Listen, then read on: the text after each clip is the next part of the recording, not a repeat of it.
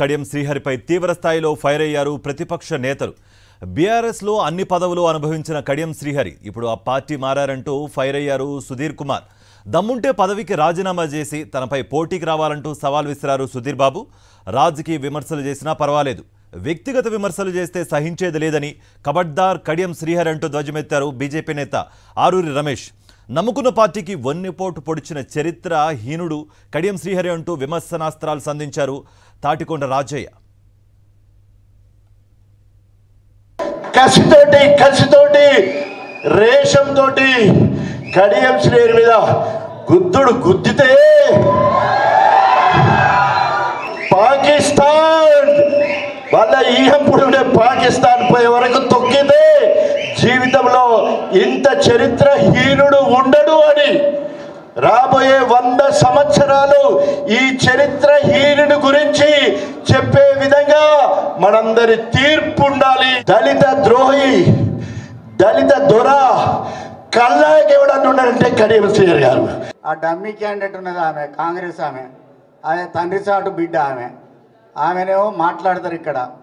ఆయననేమో ఆరూరు రమేష్ ఏమో ఆమె గుంటూరు అంటాడు. మరి నాకు గుంటూరు సంగతి తెలియదు. అది ఈయన అత్తగారు గుంటూరు అట అనేది. అసలు ఈ రాష్ట్రమే కాదు, ఈ రాష్ట్రం కథే కాదు అనేది. తర్వాత పోతే ఈయనేమో అవినీతి పరుడు, భూ కబ్జాదారుడు, భూబకాసురుడు అని ఆమె అంటది. మరి ఈయన ఎంత భూబకాసురుడో తెలియదు. ఇక కడియం శ్రీహరి అంటాడు, అరే రమేష్ నీకు ఇవి చేసినా అవి చేసినా మరి ఇవన్నిటికీ అప్పుడు పైసలు ఏమన్నా ఇచ్చినట్టు ఆ లెక్కలు మొత్తం లోగుట్ట అంతా పెరుమాళ్ళకి ఎరక. ఆయన బిడ్డ కాదు నాకు పోటీ ఉంటే కడియం శ్రీహరి గారే నిలబడాలి. ఇంకా బీఫామ్ కూడా ఇవ్వలే వాళ్ళకు. ఆ బీఫామ్ వచ్చేలోపు మార్చుకొని రావాలి. గణపురం నియోజకవర్గంలో రాజీనామా చేయాలి. నేను హన్మకొండ జిల్లా పరిషత్ చైర్మన్గా ఇప్పటికున్నా, నేను కూడా రాజీనామా చేస్తా.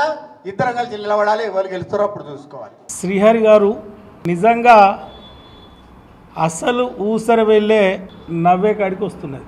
నీకు రాజకీయ భిక్ష పెట్టిన ఎన్టీఆర్ను వెన్నుపోటు పొడిచి చంద్రబాబు చెంతన చేరిన నువ్వు తెలుగుదేశం పని అయిపోయింది అనగానే మళ్ళీ కేసీఆర్ను టీఆర్ఎస్లో చేరి పదవులు అనుభవించి మరి రాత్రికి రాత్రే వెన్నుపోటు పొడిచి అధికార పక్షంలో కాంగ్రెస్లో చేరిన నువ్వు మరి ఎవరికి మెదడు ఖరాబ్ అయింది, ఏం జరుగుతుందో ఆలోచన చేసుకోవాలి. రాజకీయాలు రాజకీయంగా మాట్లాడండి, వ్యక్తిగతంగా మాట్లాడితే ఊరుకునేది లేదు.